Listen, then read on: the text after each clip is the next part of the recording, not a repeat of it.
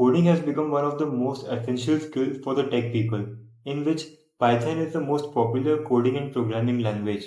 The popularity of Python is so high that according to Google, there are globally 15.7 million Python developers.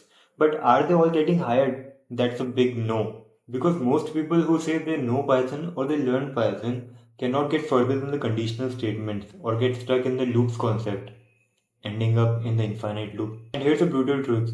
If you are into tech and you don't know how to code properly, AI will easily replace you. The new GPT-5 and Claude are able to write Python codes far more better than humans, which makes it even hard to stand out from the crowd. What most people do is they learn Python from tutorials and copy the code line by line and hope that they will get something.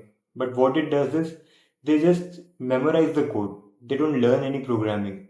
And when they have to face a real actual problem, they are stuck and they are blank. Here's the truth. 80% of the Python programmers quit Python not because Python is too hard, it's because they learn the Python in a wrong way. And hence, it makes it essential for the people to learn Python in a right way so that they can develop coding skills. Hello everyone, I'm Mayank, and in this video, I'll try to help you guys to learn Python in a right way, as I'm a Python programmer myself. As I always say in my videos, that to learn Python, you don't actually need to become a programming bug yourself.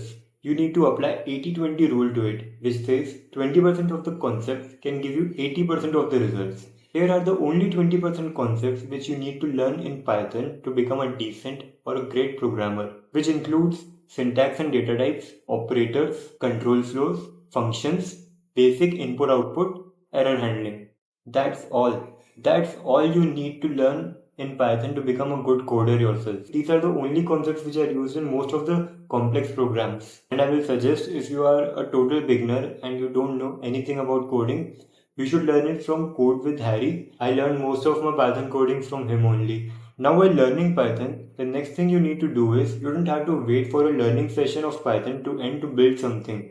Build it while you are learning it. That's how you get the concepts in your brain embedded. If you don't build projects or write codes while you are learning it, you will end up copy pasting the code and not actually getting anything. There are very simple and easy projects which can give you a high value understanding of Python, such as when you learn loops, you can make an easy guessing game from it.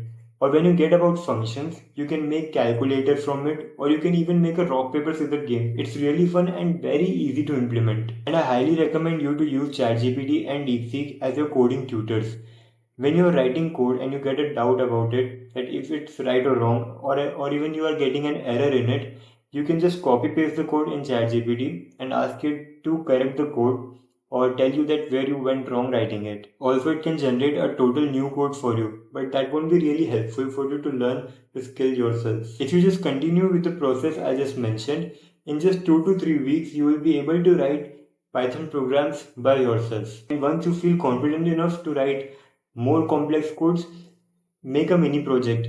Make a set of your own projects. This is where ChatGPT again comes in. You can go to ChatGPT and type that, hey, I have learned Python and I want you to give me some mini project ideas.